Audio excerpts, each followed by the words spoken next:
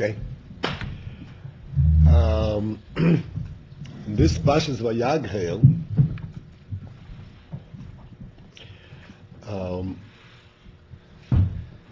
there is a indicator in the beginning of the Pasha, because it starts off with about the building of the Mishkan, and then right before that it inserts the mitzvah of Shabbos, inserts it, puts in, squeezes in the middle. Does that so Moshe can honor Hashem? Sorry? Moshe did that in that order, even though Hashem presented the mitzvah of doing the tabernacle first. To honor the Jewish people, Moshe wanted to honor Hashem first. Okay. But from this we learn an important inyan.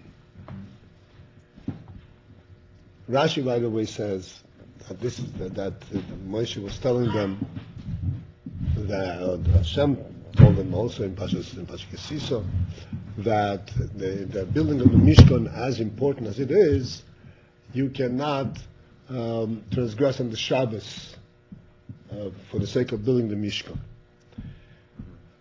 From this, however, we learn a very all-encompassing principle of Shabbos, that what is forbidden to be done on Shabbos, those actions that took place in building the Mishkan.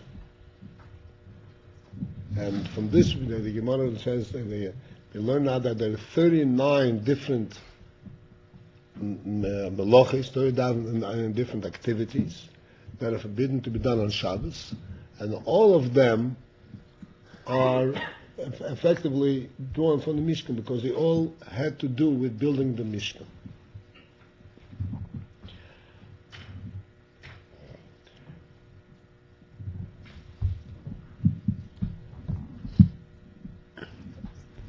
This gives us also a broader perspective. Again, I want to stop anyone who does not understand something that I say, either by word or because they lose continuity. Please stop me. There's no point of me running away and leaving all the cars behind me. You know, like the locomotive that runs away and the cars are disconnected.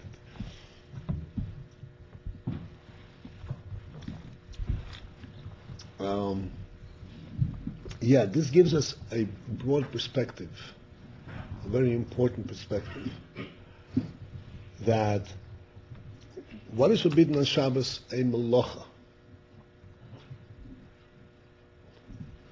A melacha is defined as that which was done in the Mishkan, which was used in building the Mishkan.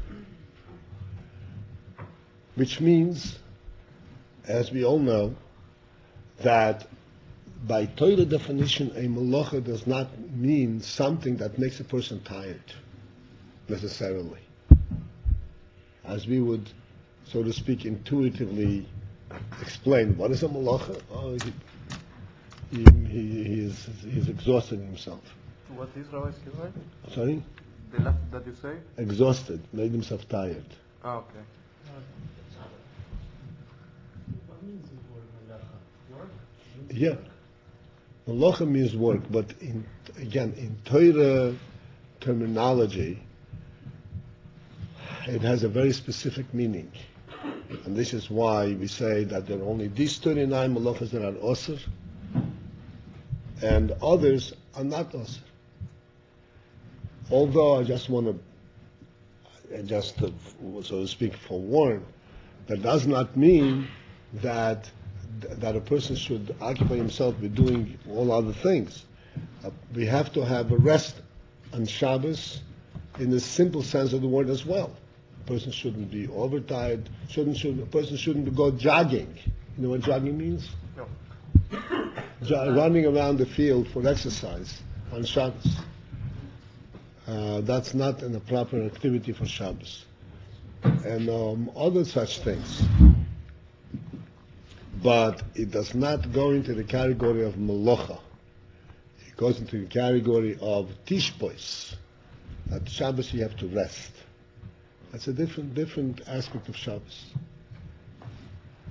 But Melacha has a very specific meaning, which I want to discuss now and explain and try to understand what is what is the significance of that, and what that means to each one of us in our own life, in our own avodah.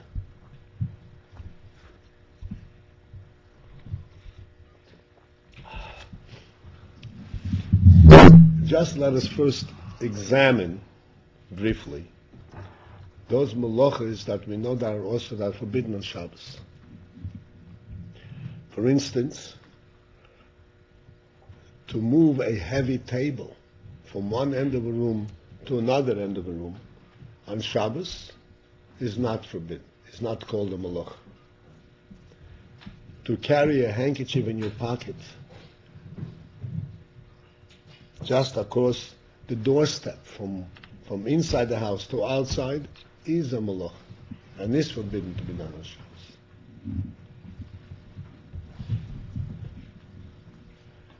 What is the difference between these two? You want to answer it? In the same room, it's one domain, and going over a threshold, it's a different domain. Right. Excellent. Okay, now I want to carry this a step further. So what?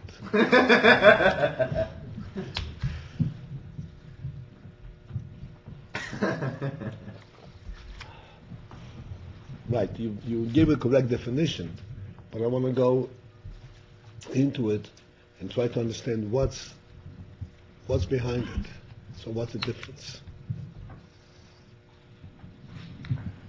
The difference obviously is that if you carry it, move it within the same room or the same domain, you have not changed a significant way the location of this object. Whereas if you move it across a threshold, you are changing in a significant manner the location of this object in an important way. Here it was in a private domain, now it's in a public domain. Or it was in a public domain and it's in a private domain. You have changed, you have made a fundamental change in the object. So this is a simple illustration that applies to every one of the melachos. Each one of the melachos, there is no melacha that is simply just an activity that does not accomplish a significant change in a situation.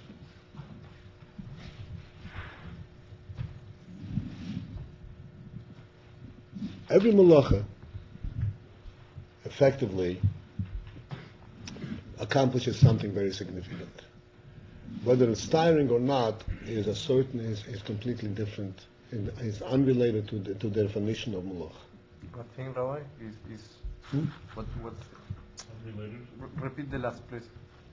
Whether it is tiring or not is not part of the definition of melacha. Tiring? Tiring, it makes you tired.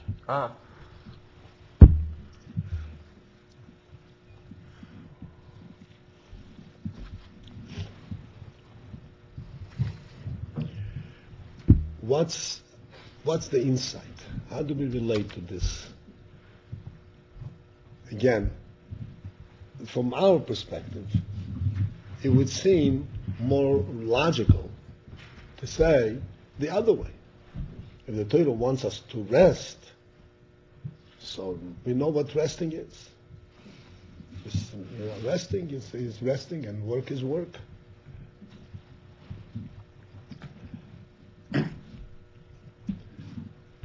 This is all related, obviously, to the Indian that Shabbos is related to the creation of the world. Hashem rested from creation, creation had ceased during the day of Shabbos, and this is why we were forbidden to do work on Shabbos. To do what kind of work? To do creative work. That's how Hashem stopped from creating the world. So we are forbidden to do creative work on Shabbos.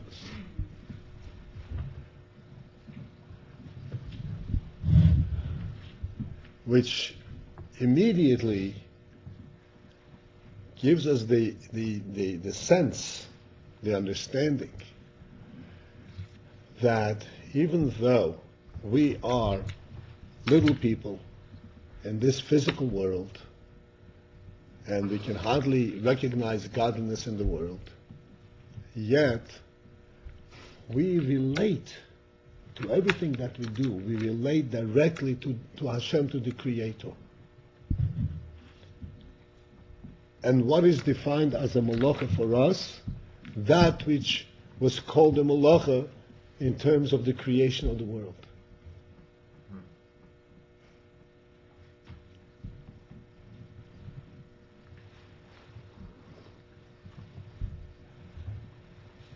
How do we come?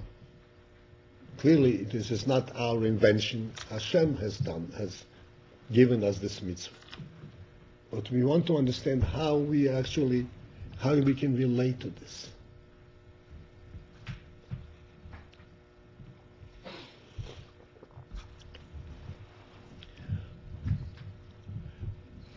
So I want to go back and remind us of something that we spoke quite a while ago.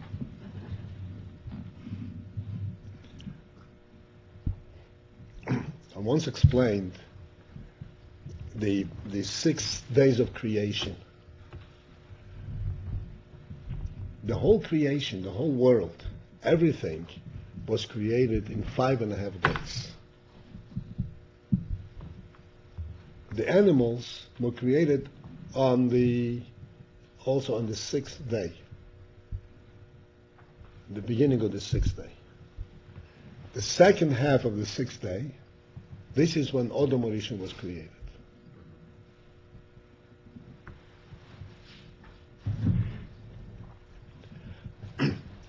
Throughout the entire period of creation,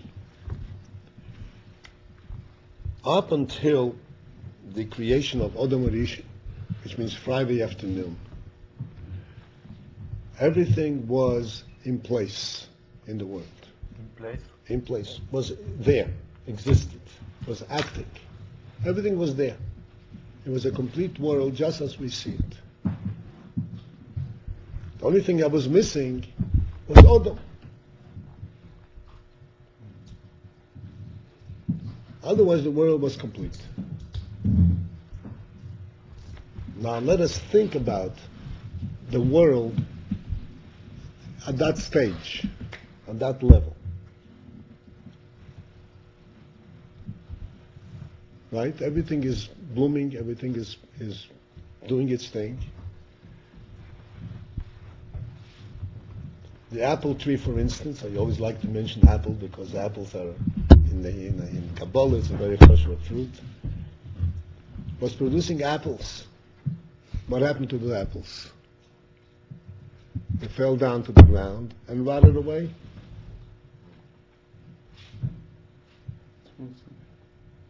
It was going nowhere. It was acting and doing things, but was not accomplishing anything. Everything was active, without any purpose. Going nowhere.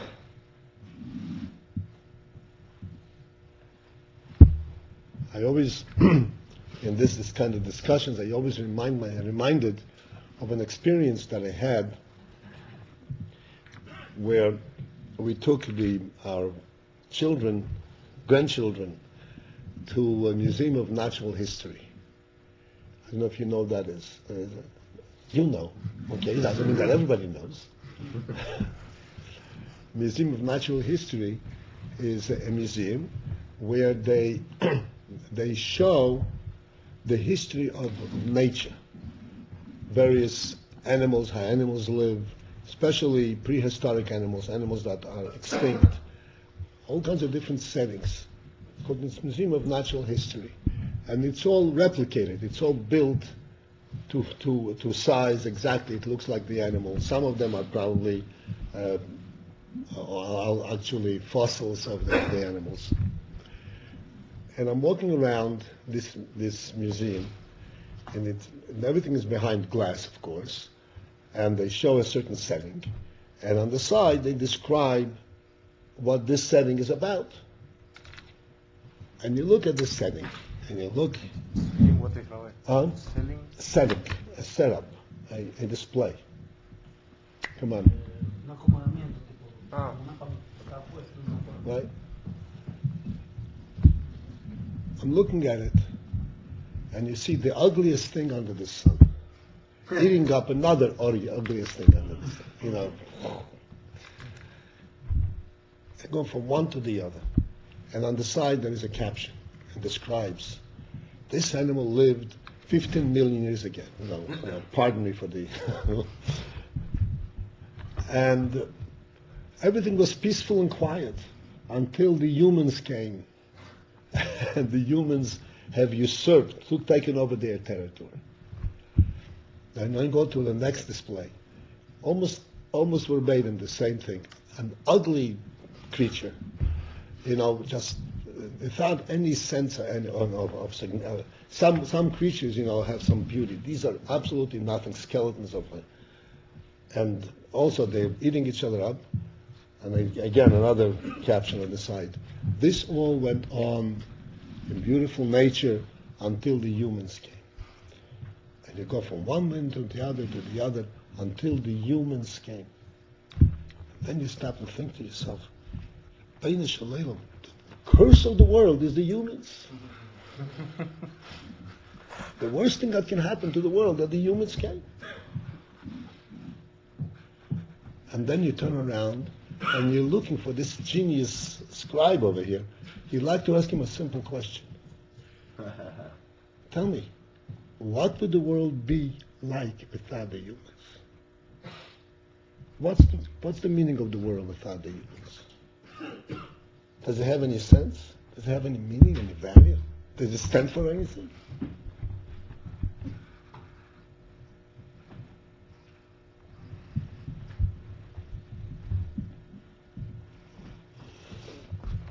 This is exactly what the world looked like before Adam Rishon was created.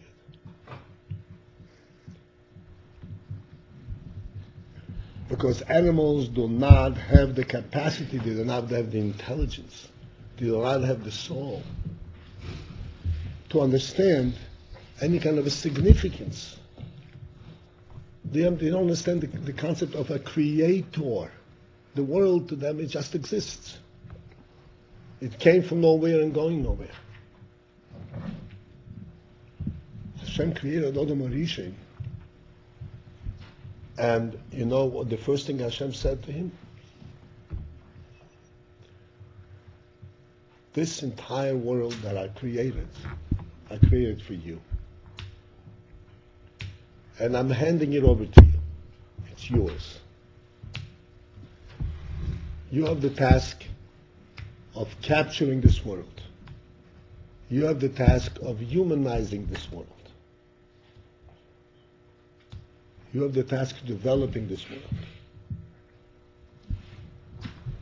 You have the task to showing, to displaying, to reveal in the world what beauty there is and what greatness there is in it, and what significance there is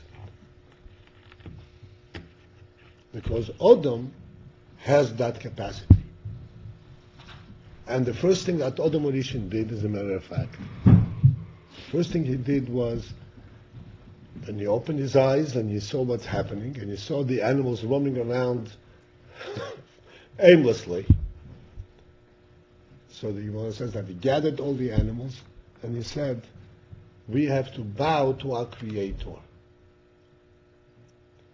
This is what we are created for. This is what brings the world to its perfection.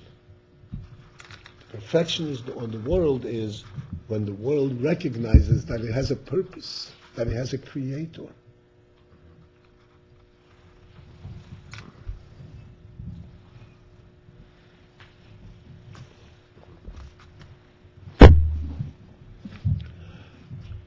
Thus, Odom Horishain, there's somebody hiding there. Hi. Odom Horishain represented and started showing and teaching the world and revealing in the world a true quality, a quality of truth, a quality of value. The world is not haphazard. Haphazard. Haphazard means accidental, going nowhere, just happening, without purpose. The world has a creator.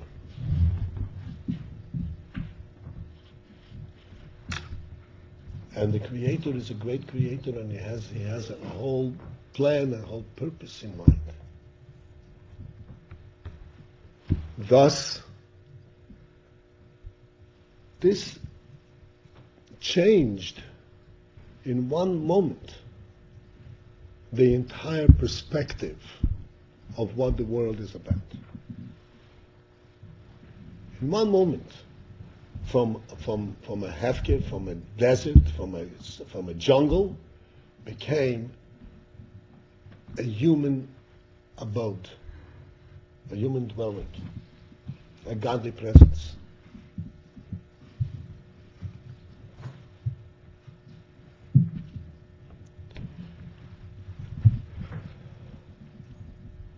Which means that when we look at the world, we don't see the world lahavel the way the animal sees the world, or things being there. To us, the world means only one thing, and that's the only time that we can relate to the world, the only time that we can respect the world, is when we recognize that the world has a creator. That's when the world assumes a sense of value, of meaning. And that's the kind of world that we can live in. We can't live in the jungle. Aimless. Aimless, without aim, without purpose.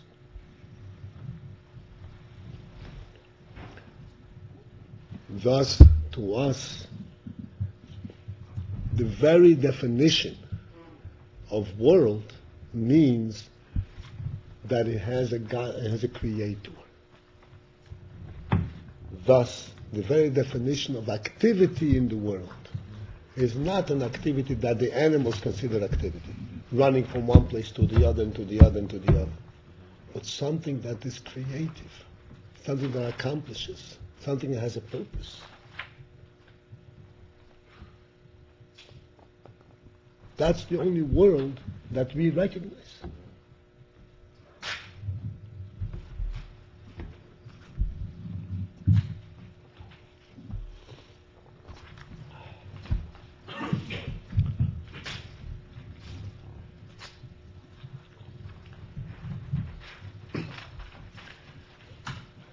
This is further illustrated in the Torah,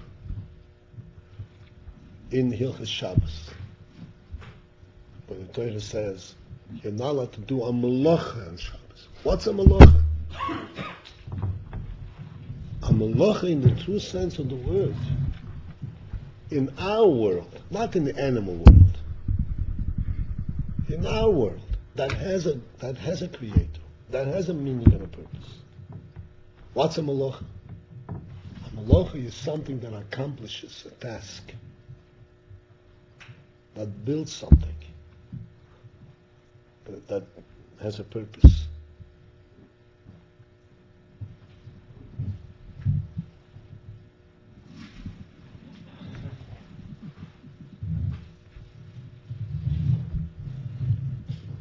So this is the inyan of Shabbos. This is the inyan of creation. And this is the inyan of our own lives. We have a Yetzer Tov, and we have a Yetzer Hara. We have a nefesh olekis, and we have a nefesh abahamis.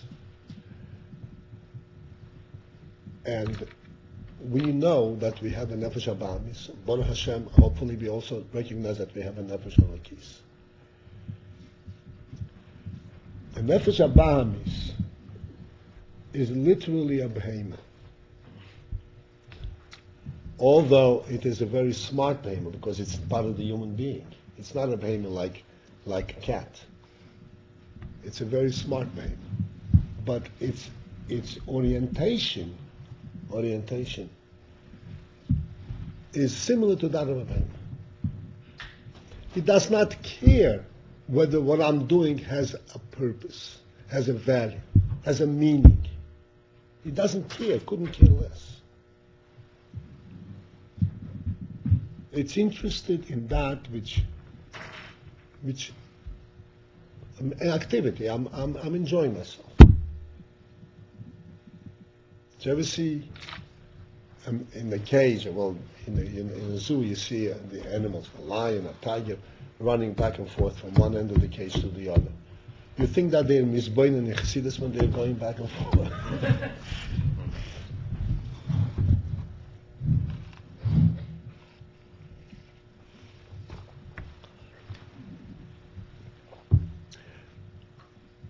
The nefesh abahamis has the similar nature. Although, as I said, it's a human being, and it has seichel and can figure out things. As a matter of fact, it can invent evil that the animals couldn't even invent, because it's a smart nefesh abahamis. But its basic orientation is exactly that. It does not care whether I'm wasting my time, I'm wasting my koiches. Makes no difference. Because nefesh abahamis is not oriented towards a true, insignificant meaning. It's a behemoth. And from the nefesh abahamis comes the Yetzer Hara. What's a Yetzer Hara? The Yetzer Hara is that something that looks attractive, looks enticing, makes no difference whether it's purposeful or meaningful, whether it has a human quality, a godly quality to it. Nothing. Why have human attributes something which is in essence an animal? Meaning, why is possible for the animal soul think with a smart intelligence how reach his purpose?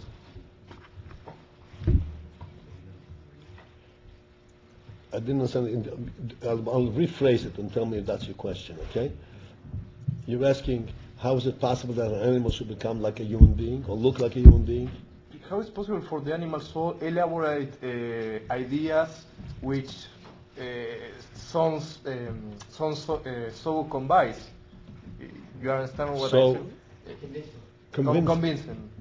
Convincing. How is it possible for the animal soul be so smart, like a human? Right.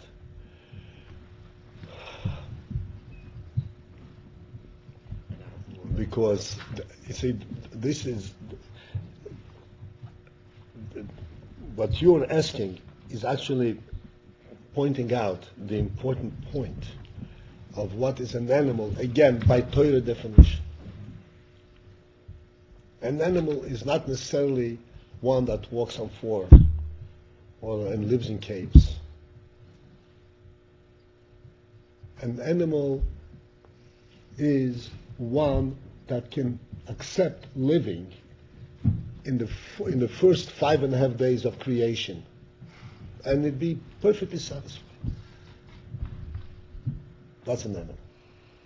Makes no difference. It can be very smart, but I'm living. I'm doing my thing. In other words, he can accept being and existing in an environment, a godless environment, a purposeless environment, surrounding, in a world that it has no purpose, no. There's no creator. It just happens. It's just there.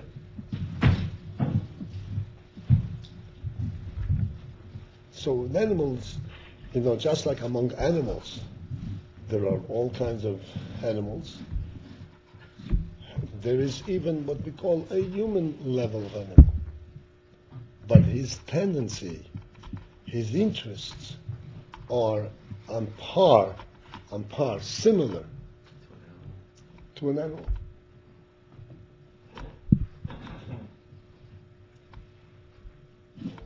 Not use the animal. My dear friend,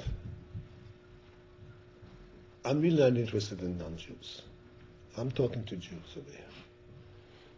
We'll talk about non-Jews another time.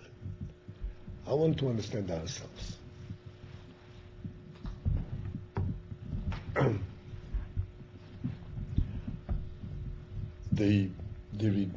However, there's clearly, just want to have to put this in, that there is definitely a quality in this human animal that if he is contained and he is directed and he is taught, he can actually serve to the nefesh elokis.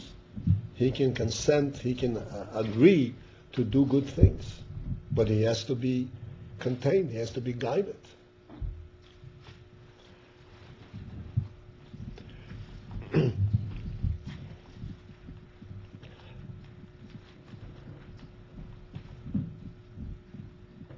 It's important for us to understand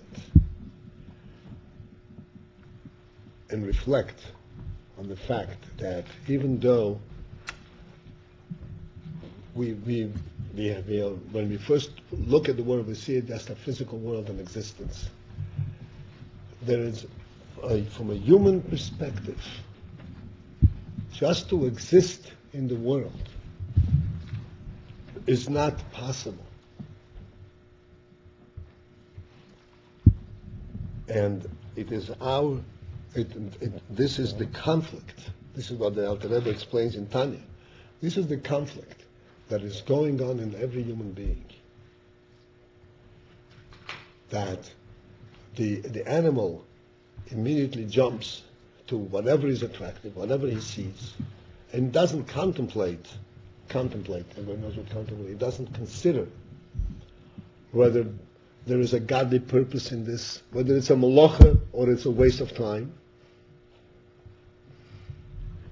And then the human being has to come and say, wait a second, this is not the place for it.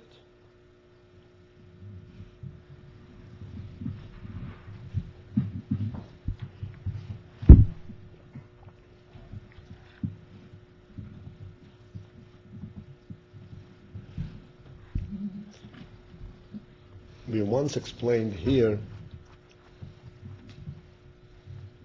many of you weren't here at the time when we talked about this, an interesting Indian that we encounter, or we do every day. And that is when we make a bracha on a fruit, right? We take a fruit, an apple, we make a bracha, boire pri ha'etz, and we eat it. What does boire pri ha'etz mean? Blessing on the tree. No. Boire pri ha'etz. What does boire pri ha'etz mean? He creates the fruit of the tree. So, the question is, I'm holding the apple in my hand already. It's not being created, it's here. So, what does it mean he creates the fruit of the tree? At the minimum, we could say, he created. We thank you for creating, for having created. But we're saying, no, Boire, he creates now. Boire, he creates the fruit. How do we say he creates now when I already have it in my hand? So we explained it with a similar approach, with similar insight. The apple that the tree created is not a fruit, because the tree did not have in mind to create a fruit. the tree created whatever it is, part of its natural process, part of it of the tree. A fruit for you to eat, the tree had no such aim, no such idea. As far as the tree is concerned, it makes no difference whether the apple falls down and rots, or you take it and eat it. When did this apple become a fruit? It became a fruit only by godly presence, only because God said, I made it for you to eat. Because when God created Adam Orishi, He said to Adam, everything that I created is for you, and I'm giving you the fruit to eat. So by godly decree, it became a fruit. Before that, it's a piece of tree. We, human beings, godly creations, human beings, we don't eat from the tree. We eat from that which God gives us. Otherwise, we are like animals. We don't crawl on the ground and eat whatever we find. We live in God's world. And that which God gave us, that's what we can eat. If that's not given to us, we can't stay. It's too insulting for us to eat tree. And that's the bracha we make. Ve'le pri ha'etz. Now Hashem creates a fruit for us to eat, and then that's what we can eat. So when we eat something, we eat from Hashem's hand, not from the tree.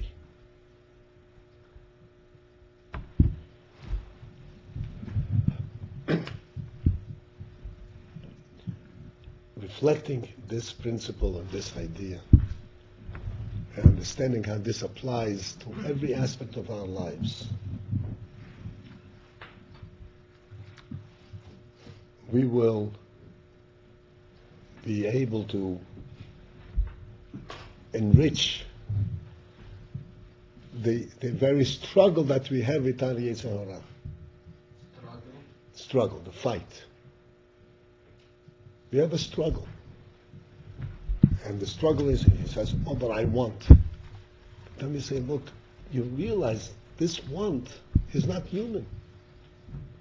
If it's a want that has no purpose, it exists only in a godless world. But I can't live in a godless world. I'm a human being. That's the difference between the animal and the human being.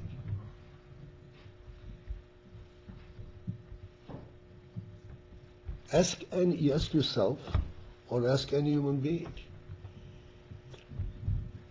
if you were told that your life had no significance. No significance. Makes no difference. Whatever you do, whatever you live, or God forbid you don't live, makes no difference. It's all an accident. It's like the geniuses of today. I say the whole world is an accident. What kind of life is it? What is this all about? That a human being is a human being capable to relate to this life and to live enthusiastically in this. It cancels out completely the human quality. Every tendency, every interest that is presented by the Yetzer Hara is exactly that.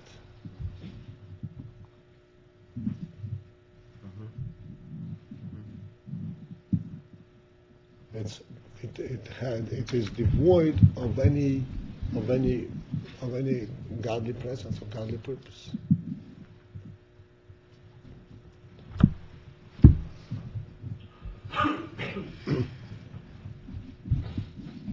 And this explains to us why the Malachas of Shabbos are Malachas by the way Torah defines them. Because we do not live in the world. We live in God's world, in a world that has a God.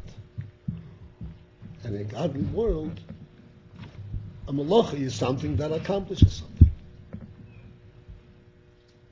For an animal, what is a malacha? If it has a burden, if it's heavy.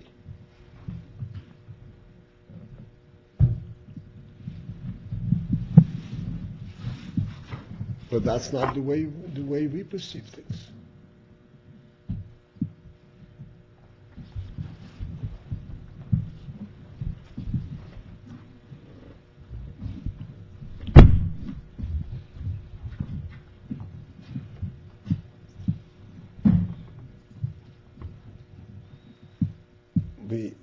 We have to start even the very beginning of every day with this recognition. This is what it says in Shulchan Aruch, that the first thing that a person should recognize and think when he wakes up is that Hashem is standing near him and is observing him. I'd like you to understand that this observing, this whole presentation of the Shulchan Aruch, is not a threat. You know what a threat means? Something to threaten the person. It's not just to put fear on him. Oh, there is a God standing with a whip. You know what are you going to do? That's not what it's about. It's not what it's about at all. It is because the human intelligence, the human being, immediately when he wakes up, recognizes that there is a purpose and a meaning in this life. He woke up to a meaningful world. And this meaningful world is meaningful because there is a creator who is interested in what happens here. And that his presence here in the world is meaningful and purposeful. So this is not coming from a negative, it's coming from a positive. Look who you are. Recognize what world you are promoting, what position you are occupying here. So that on the one hand we have this lazy bug that's saying, oh, I'm too comfortable in bed. On the other hand, it says, but look, there's so much to do. There's such a great thing to accomplish here. And that's the struggle begins right there. Yeah. And what is the struggle with? The struggle between the human being and the animal. And we lose sight. Say, oh, but I'm lazy, I'm tired. Not I'm lazy, I'm tired. If we perceive and we contemplate, if we can reflect on this conflict, we see that the conflict comes from on one side, not I'm lazy, I'm tired, from somebody who says, I have no particular reason to get up, no particular purpose. If I'm comfortable, that's all that counts. And I'm satisfied to be comfortable. On the other hand, there is the human being, there is the nefesh elikis, there's a godly soul who recognizes that I want to live, I want to accomplish, I want to fulfill my purpose, I want to live, and by me it's not just being comfortable in the world, it's being in God's world and fulfilling the creative purpose of the creation. That's a conflict. And Hashem standing there and watching us is only giving us encouragement and strength, and giving us a greater reminder of the significance of our lives.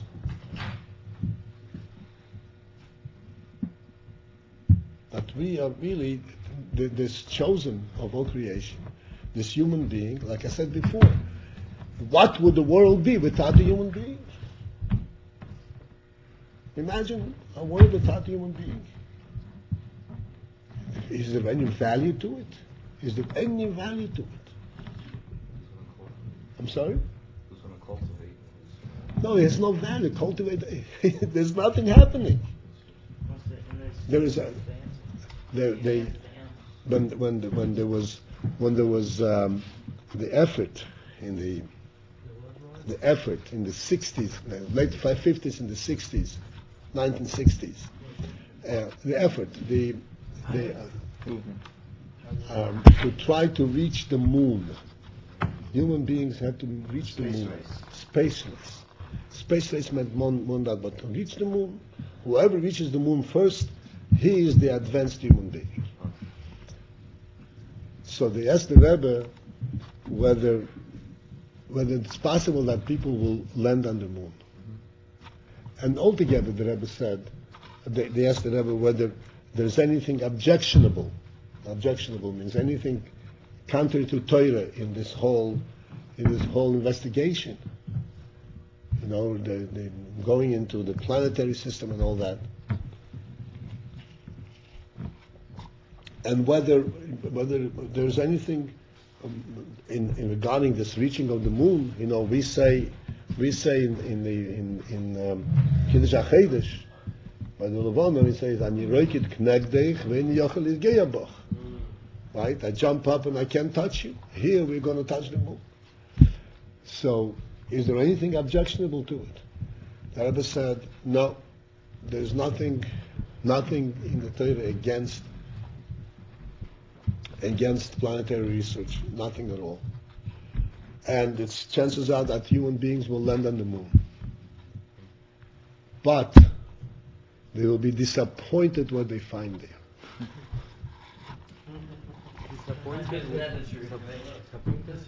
Disappointed. Disillusioned. There was what they find there? A desert. A desert. It wasn't really made of cheese. She been out on that desert.